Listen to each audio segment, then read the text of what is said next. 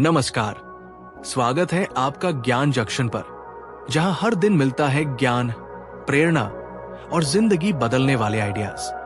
आज हम बात करेंगे एक ऐसी किताब की जिसने लाखों लोगों की सोच बदल दी और जिसने हमें सिखाया कि कैसे हम अपनी जिंदगी को बेहतर बना सकते हैं, सिर्फ अपनी सोच को दोबारा टटोलकर। ये सिर्फ एक किताब नहीं है, ये एक चुनौती है हमारी पुरानी सोच को फिर से परखने की। एडम ग्रांट, एक प्रसिद्ध मनोवैज्ञानिक और टेड स्पीकर, इस किताब में हमें सिखाते हैं कि आज की दुनिया में सक्सेस पाने के लिए इंटेलिजेंस से ज्यादा जरूरी है इंटेलेक्चुअल ह्यूमिलिटी, यानी ये मानना कि हो सकता है हम गलत हो और फिर उस सोच को दोबारा गहराई से जांचना। थिंक अगेन हमें बताती है कि हम कैसे अपने विचारों, विश्वासों और निर्णयों पर दोबारा सोचें, न सिर्फ इसलिए कि हम गलत हैं, बल्कि इसलिए कि हम बेहतर बन सकते हैं। इस किताब की हर लाइन हमें चुनौती देती है। क्या आप वही इंसान बने रहना चाहते हैं जो आप हमेशा से रहे हैं, या फिर वो इंसान बनना चाहते हैं जो हर दिन खुद को बेहतर बनाता है? इस किताब में कुल 11 चैप्टर है और हम सारे चैप्टर की बात पूरे गहराई से करेंगे। शुरू करने से पहले यदि आपने चैनल को अभी तक सब्सक्राइब नहीं किया है तो सब्सक्राइब करें, वीडियो को लाइक करें ताकि हमें और वीडियो बनाने की प्रेरणा मिले। इस वीडियो को अपने परिवार और दोस्तों को भी शेयर करें ताकि वो भी इस वीडियो का फायदा ले सके। तो चलिए शुरू करते हैं। चैप्टर 1, प्रचारक, अभियोजक, राजनीतिज्ञ और वैज्ञानिक।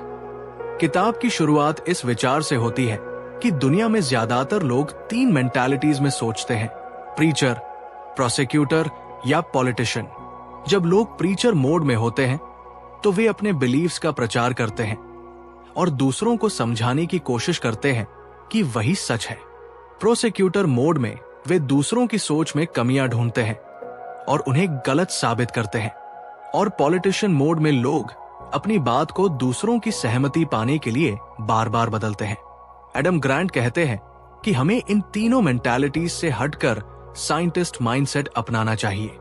साइंटिस्ट माइंडसेट में हम हर चीज को क्वेश्चंस के रूप में देखते हैं, हाइपोथेसिस को टेस्ट करते हैं और एविडेंस मिलने पर अपने आइडियाज को बदलने के लिए तैयार रहते हैं। ये माइंडसेट सिर्फ नए आइडियाज को अपनाने की बात नहीं करती, ये पुरानी सोच को छोड़ने की भी डिमांड करती है। साइंटिस्ट माइंडसेट का मतलब है, मुझे सब कुछ नहीं पता और मैं सीखने के लिए खुला हूं। ये ईगो के खिलाफ जाता है, लेकिन ग्रोथ के लिए जरूरी है। एडम एक एग्जाम्पल देते हैं कि कैसे कुछ लोग जब उनसे किसी विषय पर सवाल पूछते हैं तो वे तुरंत ये मान लेते हैं कि उनकी थिंकिंग ही सही है, लेकिन जो लोग साइंटिस्ट माइंडसेट अपनाते हैं वे कहते हैं, मैं गलत हो सकता हूं। चलिए देखते हैं कि एविडेंस क्या कहता है। रिसर्च के अनुसार जब हम अपने बिलीफ से बहुत ज्यादा जुड़े होते हैं तो हम उन्हें छोड़ना नहीं चाहते। इसे आइडेंटिटी फॉरक्लोजर कहा जाता है। हम अपने विचारों को अपनी आइडेंटिटी बना लेते हैं, लेकिन जब हम अपनी सोच को एक हाइपोथेसिस की तरह ट्रीट करते हैं तो हमारे लिए उसे छोड़ना आसान हो जाता है जब नए फैक्ट्स सामने आते हैं। इस चैप्टर में यह भी बताया गया है कि जो लोग ओपन माइंडेड होते हैं वे ज्यादा एक्यूरेट डिसीजंस लेते हैं। उनमें कॉग्निटिव फ्लेक्सिबिलिटी होती है, यानी वे नए डेटा और नए व्यू पॉइंट्स को कंसिडर करते हैं। एक एक्सपेरिमेंट में यह देखा गया कि जब लोगों की किसी टॉपिक पर स्ट्रॉन्ग ओपिनियन होती है तो वे केवल उसी इंफॉर्मेशन को एक्सेप्ट करते हैं जो उनके बिलीव्स को सपोर्ट करती है। इसे कंफर्मेशन बायस कहा जाता है। लेकिन जो लोग साइंटिस्ट माइंडसेट में सोचते हैं वे इस बायस से बच जाते हैं। एडम कहते हैं, अगर आप हमेशा राइट दिखना चाहते हैं तो आप कभी भी नए आइडियाज नहीं सीख पाएंगे, लेकिन अगर आप सही होना चाहते हैं तो गलत होने के लिए तैयार रहना होगा। ये चैप्टर एक क्लियर मैसेज देता है, हमारे बिलीव्स हमारी आइडेंटिटी नहीं होने चाहिए। हमें प्रीचर, प्रोसिक्यूटर या पॉलिटिशियन की तरह नहीं, बल्कि साइंटिस्ट की तरह सोचना चाहिए, जो नए एविडेंस के मिलने पर पुराने थॉट्स को छोड़ने के लिए तैयार हो। चैप्टर 2, गलत होने की खुशी, the Joy of being wrong. इस अध्याय की शुरुआत एक बेहद दिलचस्प बात से होती है। गलत साबित होना बुरा नहीं है, बल्कि ये सीखने का सबसे अच्छा मौका है। लेकिन हमारे समाज में इसे कमजोरी समझा जाता है। एडम ग्रांट बताते हैं कि जब कोई इंसान किसी बात को लेकर गलत साबित होता है तो लोग उसका मजाक उड़ाते हैं या उसे बेवकूफ मानते हैं, जबकि असलियत यह है कि जो इंसान अपनी गलती को स्वीकार करता है वो दरअसल सबसे समझदार होता है। एक स्टडी के अनुसार जो लोग आई वॉज रॉन्ग बोलने में सहज होते हैं उनके सीखने की गति बहुत तेज होती है। वो रिजिड नहीं होते, बल्कि हर अनुभव से कुछ नया सीखते हैं। एडम इस अध्याय में एक और जरूरी अंतर बताते हैं कॉन्फिडेंस और कॉम्पिटेंस में। कई बार लोग ज्यादा कॉन्फिडेंट दिखाई देते हैं, लेकिन असल में वो उतने कैपेबल नहीं होते। और जो लोग डाउट में रहते हैं वो हमेशा खुद को इम्प्रूव करने की कोशिश करते हैं। इसलिए एडम एक नए कॉन्सेप्ट को सामने रखते हैं, कॉन्फिडेंट ह्यूमिलिटी, यानी हमें खुद पर विश्वास होना चाहिए, लेकिन साथ ही ये भी मानना चाहिए कि हम सब कुछ नहीं जानते। एक डॉक्टर के उदाहरण से बताया गया है कि जो डॉक्टर अपनी डायग्नोसिस पर सबसे ज्यादा कॉन्फिडेंट थे उन्हीं से सबसे ज्यादा गलतियां हुई, क्योंकि उन्होंने दोबारा सोचने या दूसरे पर्सपेक्टिव्स को कंसिडर करने की कोशिश ही नहीं की। इसलिए एडम कहते हैं कि लर्निंग की शुरुआत वहीं से होती है जहां आप कहते हैं शायद मैं गलत हो सकता हूं। गलत होने की खुशी का मतलब है आपके पास सोच को अपग्रेड करने का मौका है। हर बार जब आप अपनी गलती पकड़ते हैं तो आप अपने दिमाग के सॉफ्टवेयर को नया वर्जन दे रहे होते हैं। इस अध्याय में यह भी बताया गया है कि गलतियां कब काम आती हैं, जब आप उन्हें स्वीकार करके कुछ नया सीखते हैं। जो लोग गलती से डरते हैं वो अक्सर स्टैग्नेट कर जाते हैं, और जो गलती को एक्सेप्ट करते हैं वो लगातार इवॉल्व करते हैं। एडम हमें सलाह देते हैं कि अपने आसपास ऐसे लोग रखें जो आपको चैलेंज करें, ऐसे लोग जो सिर हिलाने की बजाय सवाल पूछें, क्योंकि वही लोग आपको ग्रो करने में मदद करते हैं। अंत में ये अध्याय हमें सिखाता है कि गलत होना शेमफुल नहीं है। ये एक संकेत है कि आप सीख रहे हैं, बढ़ रहे हैं और खुद को ओपन रख रहे हैं एक बेहतर सोच के लिए। चैप्टर 3, एक वैज्ञानिक की तरह सोचना, thinking like a scientist. Adam Grant इस अध्याय में हमें ये सिखाते हैं कि हमें हर विषय, हर विचार और हर राय को साइंटिस्ट की तरह एनालाइज करना चाहिए। यानी हम माने कि हमारी करंट अंडरस्टैंडिंग सिर्फ एक हाइपोथेसिस है जिसे एविडेंस के आधार पर बदला जा सकता है। वो कहते हैं कि साइंटिस्ट माइंडसेट अपनाने का पहला कदम है एक्टिवली डाउट करना। यानी जब आप किसी बात पर स्ट्रांगली बिलीव करते हैं तभी खुद से पूछिए, क्या मैं कहीं गलती तो नहीं कर रहा? एडम बताते हैं कि साइंटिस्ट सिर्फ फैक्ट्स जमा नहीं करते, वो अपनी थियोरीज को बार बार टेस्ट करते हैं, और जब नया एविडेंस आता है तो वो ईगो को पीछे रखकर अपनी राय बदल लेते हैं। ये फ्लेक्सिबिलिटी हमारी रोजमर्रा की जिंदगी में भी उतनी ही जरूरी है। एक मजेदार एग्जाम्पल में बताया गया है कि कई बार लोगों को लगता है कि वो किसी टॉपिक के एक्सपर्ट हैं, लेकिन जब उन्हें उस टॉपिक को डिटेल में समझाने को कहा जाता है तब उन्हें पता चलता है कि उनकी अंडरस्टैंडिंग कितनी सतही है। इसे कहते हैं illusion of explanatory depth. Adam suggest करते हैं कि जब भी आप किसी चीज के बारे में स्ट्रांगली सोचें तो खुद से पूछें, क्या मैंने इस पर पूरी जानकारी ली है? क्या मैं दोनों साइड्स के तर्क समझता हूं? क्या मैं अपनी सोच एविडेंस के हिसाब से बदल सकता हूं? इस अध्याय में वो ये भी बताते हैं कि साइंटिस्ट माइंडसेट का मतलब सिर्फ सीखने की इच्छा नहीं है, बल्कि ये भी है कि आप अपने बिलीव्स को रेगुलरली चैलेंज करें। आप अपने आइडियाज से इमोशनली जुड़े नहीं। एक पावरफुल टेक्निक जिसका जिक्र किया गया है वो है काउंटर फैक्चुअल थिंकिंग, यानी ये सोचना कि अगर मेरी धारणा गलत होती तो क्या होता। इससे आप अपने माइंड को खुले रखना सीखते हैं।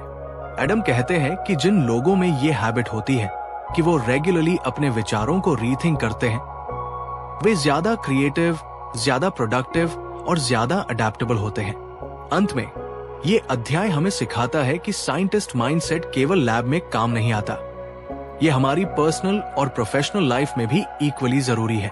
चैप्टर 4, दी गुड फाइट क्लब। इस अध्याय में एडम ग्रांट एक बेहद दिलचस्प थॉट लेकर आते हैं। डिसएग्रीमेंट अगर सही तरीके से किया जाए तो वो डिस्ट्रक्टिव नहीं बल्कि कंस्ट्रक्टिव बन जाता है। एडम बताते हैं कि बहस और टकराव से डरना नहीं चाहिए, बल्कि हमें ऐसी डिसएग्रीमेंट्स को एनकरेज करना चाहिए जो लॉजिक पर आधारित हो और दोनों पक्षों को ग्रो करने में मदद करें। यही कारण है कि उन्होंने अपनी टीम में एक चैलेंज नेटवर्क बनाया है। ऐसे लोग जो उनकी सोच को चुनौती देते हैं।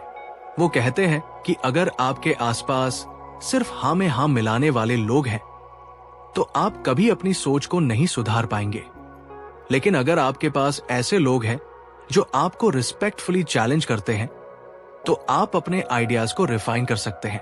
एक फेमस रिसर्च का जिक्र करते हुए वो बताते हैं कि जब किसी टीम में डिसएग्रीमेंट को हेल्दी तरीके से हैंडल किया जाता है तो उस टीम का परफॉर्मेंस बेहतर होता है।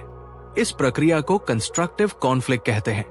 एडम हमें बताते हैं कि डिसएग्रीमेंट को हेल्दी बनाए रखने के लिए एम्पैथी जरूरी है।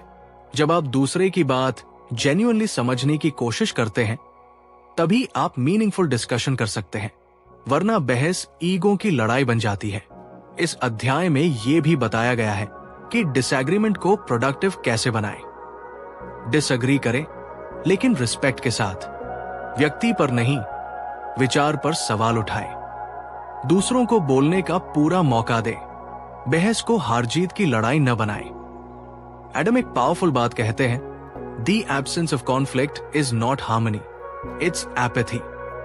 यानी अगर कोई टकराव नहीं हो रहा है तो इसका मतलब ये नहीं कि सब कुछ ठीक है, शायद लोग बस इंटरेस्ट खो चुके हैं। चैलेंज नेटवर्क का उदाहरण देते हुए वो बताते हैं कि कैसे उन्होंने खुद के लिए ऐसे लोगों को चुना जो उनकी राय से अक्सर असहमत रहते हैं, लेकिन उनका मकसद क्रिटिसाइज करना नहीं बल्कि सोच को मजबूत बनाना होता है।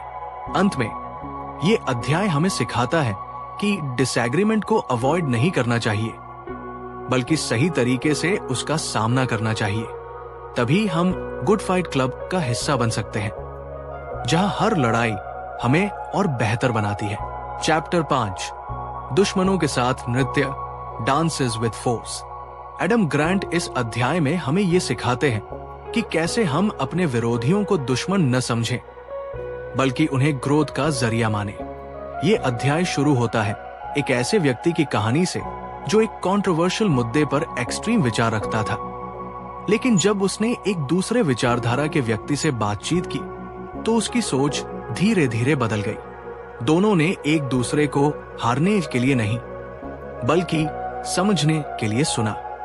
एडम कहते हैं कि जब हम किसी के विरोध को पर्सनल अटैक समझते हैं तो हम इंस्टेंटली डिफेंसिव हो जाते हैं, लेकिन जब हम उसे एक नए पर्सपेक्टिव के रूप में देखते हैं तो हमारे अंदर सोचने की नई खिड़कियां खुलती हैं। वो बताते हैं कि डिसएग्रीमेंट से बचना हमें कमजोर बनाता है। जो लोग कंस्ट्रक्टिव कॉन्फ्लिक्ट से डरते हैं वे अपनी सोच को अपडेट नहीं कर पाते। उन्होंने कई बार ये देखा है कि जिन लोगों ने अपने विचारों को खुलेपन के साथ एक्सप्लोर किया वही लोग ज्यादा मैच्योर, ज्यादा हम्बल और ज्यादा अडेप्टेबल बने।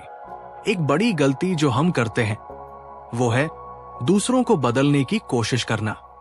एडम का सुझाव है लोगों को बदलने के बजाय उनकी सोच की जड़ तक पहुंचे, उनसे जेन्युइन इंटरेस्ट के साथ बात करें। पूछें, आप ऐसा क्यों सोचते हैं? क्या कभी आपने किसी ऑल्टरनेट सोच पर ध्यान दिया है? उन्होंने एक प्रोफेशनल डिबेटर का उदाहरण दिया जो कहता है कि वो कभी भी बहस जीतने के लिए नहीं करता बल्कि सामने वाले की सोच को बेहतर समझने और अपनी सोच को भी परखने के लिए करता है। इस अध्याय में एडम बताते हैं कि डिसएग्रीमेंट्स को अच्छे से हैंडल करने के लिए आपको क्यूरियोसिटी और ह्यूमिलिटी दोनों चाहिए। अगर आप ट्रूली क्यूरियस हैं तो आप जानना चाहेंगे कि सामने वाला क्या सोचता है, और अगर आप हम्बल हैं तो आप मान पाएंगे कि शायद आप भी गलत हो सकते हैं। वो ये भी बताते हैं कि यदि आप चाहते हैं कि सामने वाला अपनी राय बदले तो खुद उदाहरण बनिए, अपनी सोच को ओपनली इवैल्यूएट करिए और उन्हें बताइए कि आपने कब और क्यों अपनी राय बदली थी। एडम के अनुसार इंसान तब चेंज करता है जब वो रिस्पेक्टेड और अंडरस्टूड महसूस करता है। न कि जब उसे नीचा दिखाया जाए या कॉर्नर किया जाए। इस अध्याय का सार यही है, अपने विरोधियों से डरे नहीं, उनके साथ नृत्य करें, यानी डायलॉग में एंगेज करें। सोच को टकराने दे, लेकिन सम्मान के साथ। ऐसे ही डायलॉग्स हमारी सोच को तेज करते हैं और हमें इंसान के तौर पर बेहतर बनाते हैं। चैप्टर 6, समूह से बाहर सोचना, thinking outside the group. Adam Grant इस अध्याय में बताते हैं कि हम कैसे अपने सामाजिक समूह की सीमाओं से बाहर निकलकर बेहतर सोच विकसित कर सकते हैं। अध्याय की शुरुआत एक कहानी से होती है, एक युवा इंजीनियर की जो एक स्टार्टअप में काम करता है जहां हर कोई एक जैसा सोचता है। जब वो कोई नया आइडिया रखता है जो ग्रुप की सोच से अलग होता है तो उसे रिजेक्ट कर दिया जाता है। धीरे धीरे वो खुद को कन्फर्म करने लगता है, लेकिन जब वो एक दूसरे ग्रुप के लोगों से बात करता है जो कि स्टार्टअप की कोर टीम का हिस्सा नहीं है, तब उसकी क्रिएटिविटी फिर से खिलती है। एडम कहते हैं कि ग्रुप थिंक, यानी जब लोग एक ही विचारधारा में बंध जाते हैं, वो सोचने की आजादी को मार देता है। ये एक साइकोलॉजिकल कंफर्ट जरूर देता है, लेकिन इनोवेशन को रोकता है। इसलिए वो सलाह देते हैं कि हमें ऐसे लोगों से जुड़ना चाहिए जो हमारे ग्रुप का हिस्सा नहीं है, यानी वीक टाइस। ये वे लोग होते हैं जिनसे हमारी कभी कभी बात होती है या जिनका बैकग्राउंड हमसे अलग होता है। ऐसे लोग हमें नए पर्सपेक्टिव्स देते हैं जिनसे हम अपनी सोच को रिफ्रेश कर सकते हैं। एक रिसर्च से पता चलता है कि जो लोग डाइवर्स ग्रुप्स में रहते हैं उनकी थिंकिंग ज्यादा फ्लेक्सिबल होती है, क्योंकि उन्हें अलग अलग ओपिनियंस, कल्चर्स और एक्सपीरियंसेस का सामना करना पड़ता है। इससे वो सिर्फ अपनी थिंकिंग को वैलिडेट नहीं करते बल्कि उसे चैलेंज भी करते हैं। एडम एक और पावरफुल कॉन्सेप्ट इंट्रोड्यूस करते हैं, आइडेंटिटी फोरक्लोजर के खिलाफ आइडेंटिटी कॉम्प्लेक्सिटी। यानी जब हम खुद को सिर्फ एक ग्रुप या एक आइडेंटिटी से नहीं जोड़ते बल्कि मल्टीपल आइडेंटिटीज अपनाते हैं, जैसे कि मैं एक शिक्षक भी हूं, लेखक भी हूं और सीखने वाला भी, तो हमारी सोच ज्यादा अडेप्टेबल हो जाती है। इस अध्याय में यह भी बताया गया है कि जब हम सोशल बिलोंगिंग को ओपन माइंडेडनेस से बैलेंस करते हैं, तब हम अपने ग्रुप की बाउंड्रीज के बाहर जाकर भी क्रिएटिव रह सकते हैं। एडम कहते हैं कि बिलोंगिंग की क्रेविंग हमें अंधा बना सकती है, इसलिए हमें अपने सर्कल के बाहर जाकर भी बातचीत करनी चाहिए, ओपिनियंस लेने चाहिए और सीखने की कोशिश करनी चाहिए। अंत में ये अध्याय हमें ये सिखाता है कि अगर हम अपने सोच के दायरे को बड़ा करना चाहते हैं तो हमें अपने ग्रुप से बाहर जाकर कनेक्शंस बनाने होंगे और अपने विचारों को उसी तरह खोलना होगा जैसे साइंटिस्ट हाइपोथेसिस टेस्ट करता है, क्यूरियोसिटी और ह्यूमिलिटी के साथ। चैप्टर 7, सीखने की संस्कृति बनाना, creating a culture of learning. Adam Grant इस अध्याय में हमें ये बताते हैं कि लर्निंग सिर्फ एक व्यक्तिगत आदत नहीं है, ये एक ऑर्गेनाइजेशनल कल्चर भी हो सकती है। यानी अगर हम अपने आसपास ऐसा एनवायरनमेंट बनाएं जहां सवाल पूछना, गलतियां करना और फिर उन्हें सुधारना सेफ और वेलकम हो, तो लर्निंग खुद ब खुद होने लगती है। अध्याय की शुरुआत एक सफल कंपनी के एग्जाम्पल से होती है, जहां हर हफ्ते रीथिंकिंग सेशंस होते हैं। इनसे सभी कर्मचारी अपने आइडियाज पर दोबारा सोचते हैं और दूसरों की राय सुनते हैं। वहां सीनियर लीडर्स खुद एडमिट करते हैं कि वे गलत हो सकते हैं। इससे जूनियर स्टाफ को भी ओपननेस की कल्चर मिलती है। एडम कहते हैं कि जिस वर्क प्लेस में लोग अपनी राय खुलकर रखते हैं, वहां क्रिएटिविटी और परफॉर्मेंस दोनों बेहतर होती है। इसे साइकोलॉजिकल सेफ्टी कहा जाता है। जब लोग डर के बिना बोल सकते हैं, तभी वो ईमानदारी से फीडबैक देते हैं और सीखने की कोशिश करते हैं। लर्निंग कल्चर बनाने के लिए वो कुछ कोर प्रिंसिपल सुझाते हैं। क्वेश्चनिंग को सेलिब्रेट करें। जब कोई सवाल करता है तो उसे डाउट की निशानी नहीं, क्यूरियोसिटी की निशानी समझे। चैप्टर 8, सूचना के बादल, the armchair quarterback and the impostor syndrome. Adam Grant इस अध्याय में दो साइकोलॉजिकली विपरीत स्थितियों के बारे में बात करते हैं, ओवर कॉन्फिडेंस और इम्पोस्टर सिंड्रोम। ओवर कॉन्फिडेंस तब आता है जब हम सोचते हैं कि हमें सब कुछ पता है, जबकि हम वास्तव में आधी जानकारी पर ऑपरेट कर रहे होते हैं। और इम्पोस्टर सिंड्रोम तब होता है जब हम सच में कॉम्पिटेंट होते हुए भी अपने आप को डाउट करते हैं। एडम बताते हैं कि ओवर कॉन्फिडेंस हमें आर्म चेयर क्वार्टरबैक बना देता है, यानी ऐसा इंसान जो साइडलाइंस में बैठकर सब पर राय देता है, लेकिन जब उसे खुद परफॉर्म करना हो तो हिचकिचाता है। ऐसे लोग बहुत तेजी से कंक्लूजन्स पर पहुंचते हैं और दूसरों को कम समझते हैं। वहीं दूसरी ओर इम्पोस्टर सिंड्रोम वाले लोग अक्सर सोचते हैं कि वो इस जगह के लायक नहीं है, भले ही उन्होंने सब कुछ हार्ड वर्क से हासिल किया हो। लेकिन एडम इस पर एक नया नजरिया लाते हैं। वो कहते हैं कि थोड़ा बहुत इम्पोस्टर सिंड्रोम एक्चुअली लर्निंग के लिए अच्छा है। इससे आप अपने आप को लगातार बेहतर बनाने की कोशिश करते हैं।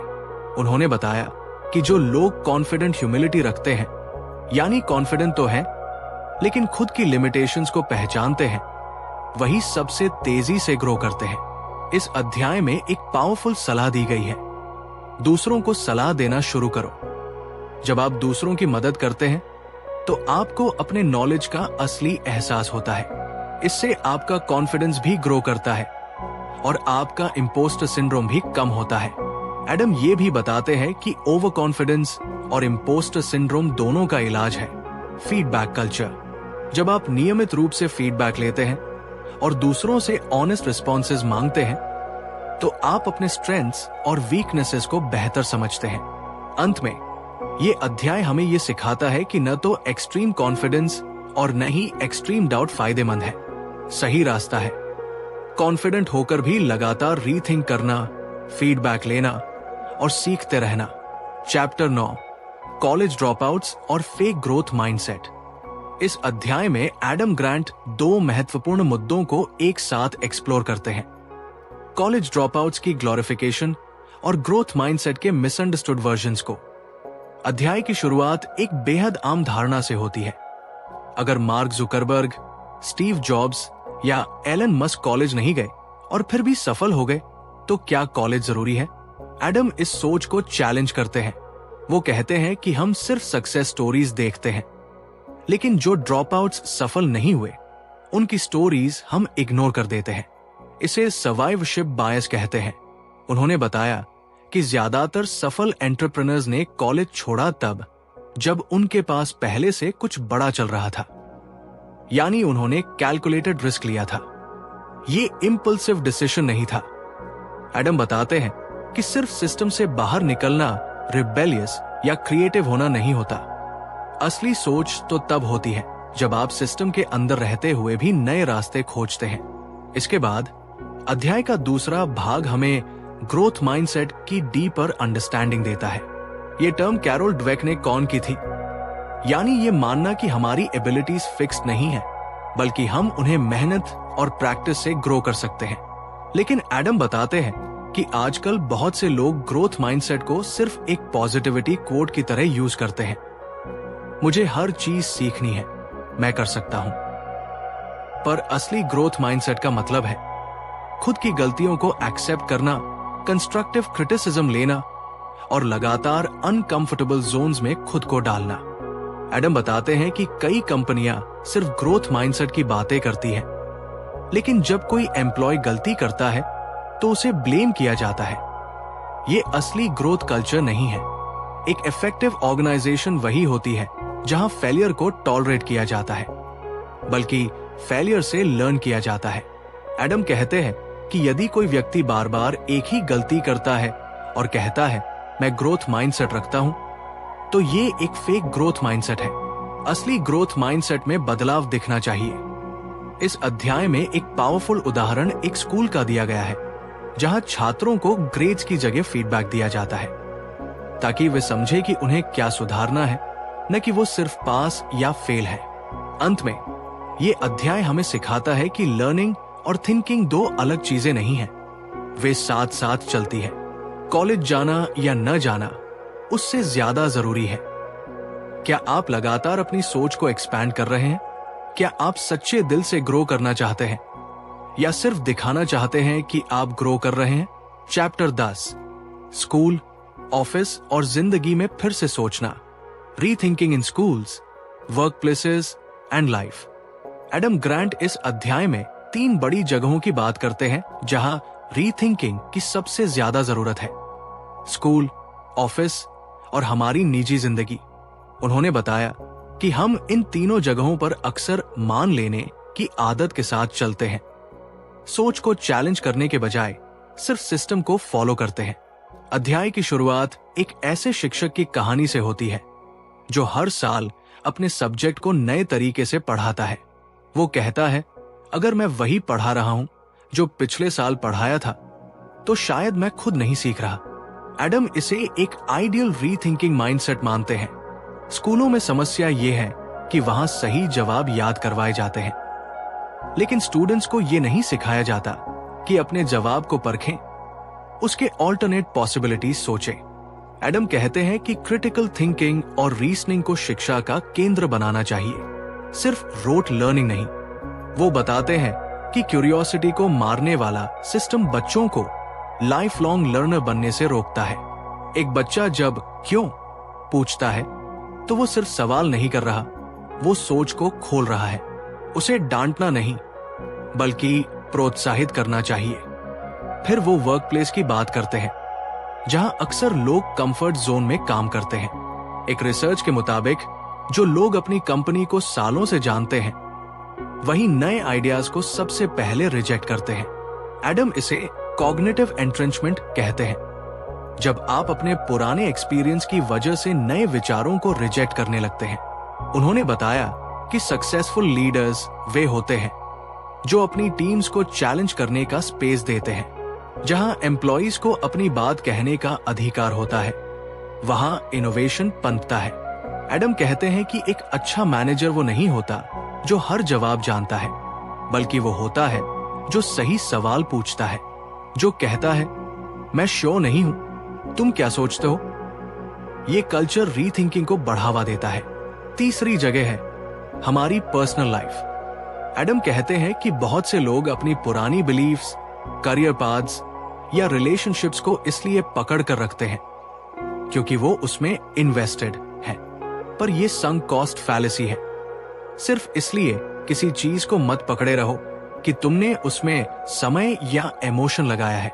उन्होंने ऐसे लोगों के उदाहरण दिए हैं जो मिड करियर में अपनी पूरी डायरेक्शन बदलते हैं क्योंकि उन्होंने खुद से ये सवाल पूछा, क्या मैं अब भी वही इंसान हूं जो इस रास्ते पर चला था। एडम बताते हैं कि आइडेंटिटी फ्लेक्सिबल होनी चाहिए।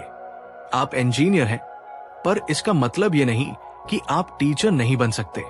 आप इंट्रोवर्ट हैं, इसका मतलब ये नहीं कि आप पब्लिक स्पीकिंग नहीं कर सकते। जब हम अपनी पहचान को कई हिस्सों में बांटते हैं तो हमारे पास रीथिंकिंग की ज्यादा गुंजाइश होती है। अंत में ये अध्याय हमें ये समझाता है कि रीथिंकिंग कोई लक्जरी नहीं है, ये सर्वाइवल की स्किल है।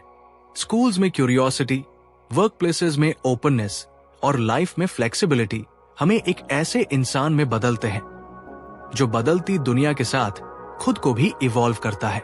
चैप्टर 11, निष्कर्ष, सोचने की कला में माहिर बनना, conclusion, the art of thinking again. इस अंतिम अध्याय में एडम ग्रांट हमें ये याद दिलाते हैं कि सोच बदलना कमजोरी नहीं बल्कि ताकत है। पूरी किताब में उन्होंने जो बातें बताई हैं, यहां वो उन्हें समेटते हुए एक अंतिम संदेश देते हैं कि रीथिंकिंग एक स्किल है जिसे हम रोजमर्रा की जिंदगी में अभ्यास के जरिए मजबूत कर सकते हैं। अध्याय की शुरुआत एक रियल लाइफ उदाहरण से होती है। एक साइंटिस्ट जिसने कई सालों तक एक थ्योरी पर काम किया था, लेकिन जब उसे डेटा से पता चला कि वो गलत है तो उसने खुशी खुशी अपनी थ्योरी को छोड़ दिया। उसने कहा, मैं अपने आइडिया से शादी नहीं करता, मैं उन्हें अडॉप्ट करता हूं जब तक वो सही हो। यही रीथिंकिंग की असली पहचान है, अटैचमेंट नहीं, अलाइनमेंट विद ट्रूथ। एडम बताते हैं कि हम सब अपने विचारों से इमोशनली अटैच हो जाते हैं। हम सोचते हैं, अगर मैं गलत हुआ तो लोग मुझे बेवकूफ समझेंगे। लेकिन सच ये है कि जो इंसान अपनी गलती मान लेता है वही सबसे बड़ा बुद्धिमान होता है। वो कहते हैं कि रीथिंकिंग का मतलब है खुद से बार बार सवाल पूछना, क्या जो मैं मानता हूं वो अब भी सच है? क्या मेरी सोच वक्त के साथ पुरानी तो नहीं हो गई? क्या मैं दूसरों को सुनने के लिए तैयार हूं? इस अध्याय में एडम 3 प्रमुख क्वालिटीज को हाईलाइट करते हैं।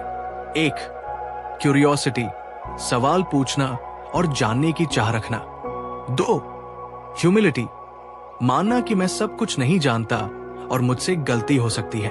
3, मेंटल फ्लेक्सिबिलिटी, अपने बिलीव्स को नए एविडेंस के आधार पर बदलने की विलिंगनेस। वो बताते हैं कि इन क्वालिटीज को डेवलप करने के लिए हमें रोज कुछ सिंपल हैबिट्स अपनानी होंगी, जैसे अपने पुराने विश्वासों को चैलेंज करना, ऐसे लोगों से बात करना जो हमसे असहमत हो, अपनी राय बदलने पर गर्व महसूस करना, मैं नहीं जानता कहना सीखना। एडम ग्रांट बताते हैं कि थिंक अगेन का मकसद सिर्फ नॉलेज देना नहीं है, बल्कि एक माइंडसेट डेवलप करना है जहां हम रिजिड न होकर एडेप्टेबल बने। अंत में वो हमें एक खूबसूरत लाइन के साथ छोड़ते हैं, हम तब तक ग्रो नहीं कर सकते जब तक हम ये नहीं मानते कि हमें ग्रो करना है। थिंक अगेन सिर्फ एक किताब नहीं, बल्कि एक प्रैक्टिस है जो हमें ज्यादा ओपन, ज्यादा अवेयर और ज्यादा ह्यूमन बनाती है। अगर आपको इस वीडियो से कुछ नया सीखने को मिला हो तो इसे लाइक जरूर करें, और अगर आप ऐसी ही किताबों की गहराई से बनाई गई समरीज और जिंदगी बदल देने वाले आइडियाज रोजाना पाना चाहते हैं तो चैनल को सब्सक्राइब करना न भूलें। बेल आइकन दबाइए ताकि अगली बार जब हम कोई नया वीडियो लेकर आए तो सबसे पहले आपको मिले। शुक्रिया। जुड़े रहिए ज्ञान जंक्शन के साथ, जहां हर दिन मिलता है ज्ञान, प्रेरणा और जिंदगी बदलने वाले आइडियाज। धन्यवाद।